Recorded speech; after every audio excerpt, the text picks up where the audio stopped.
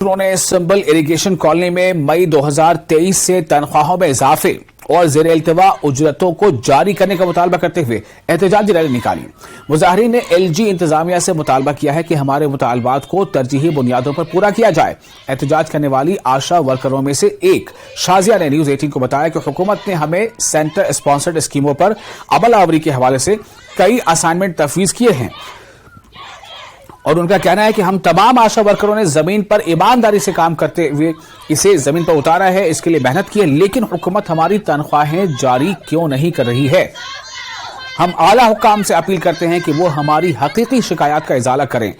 جی ہاں، یہ تنخواہ کی بات کریے، بتا رہے ہیں کہ ہماری تنخواہیں کتنی ہیں، پتہ ہے ہماری تنخواہیں ہیں صرف 2000،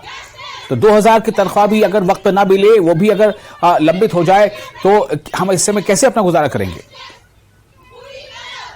آج ہم نے اس لیے پروٹیسٹ کیا ہے کیونکہ ہم چاہتے ہیں کہ ہماری سیلری رکھی جائے، جو ہماری لیگل ڈیمانڈز ہے ان کو پورا کیا جائے، اور ہماری جو ڈیمانڈ ہے وہ ہماری سیلری ہے، کیونکہ 16 سال سے ہم کام کر رہے ہیں لیکن یہ ہمیں 2000 دے رہے ہیں، اور 2000 میں مجھے بتائیے کس کا گھر چلتا ہے، اور 2000 میں ہم مطمئن نہیں ہیں اور ہم آگے کام بالکل بھی نہیں کریں گے۔ اگر ہماری ڈیمانڈز کو انہوں نے پورا نہیں کیا تو ہم سب ریزائن دینے کے لیے تیار ہے۔ یہ اگر کہتے ہیں کہ آشا ورکرز ہماری ہیلتھ کی بیک بون ہے تو ان کی بیک بون ہی ٹوٹ جائے گی، تو ظاہر سی بات ہے جب ہم ریزائن دیں گے تو ان کا کیا حال ہوگا۔ اس لیے میں گورنر صاحب اور NRHM کے ڈائریکٹر صاحب سے گزارش کرتی ہوں، 1 ہفتے کا ٹائم ہے آپ لوگوں کے پاس، ہماری سیلری کا آپ انتظام کیجئے۔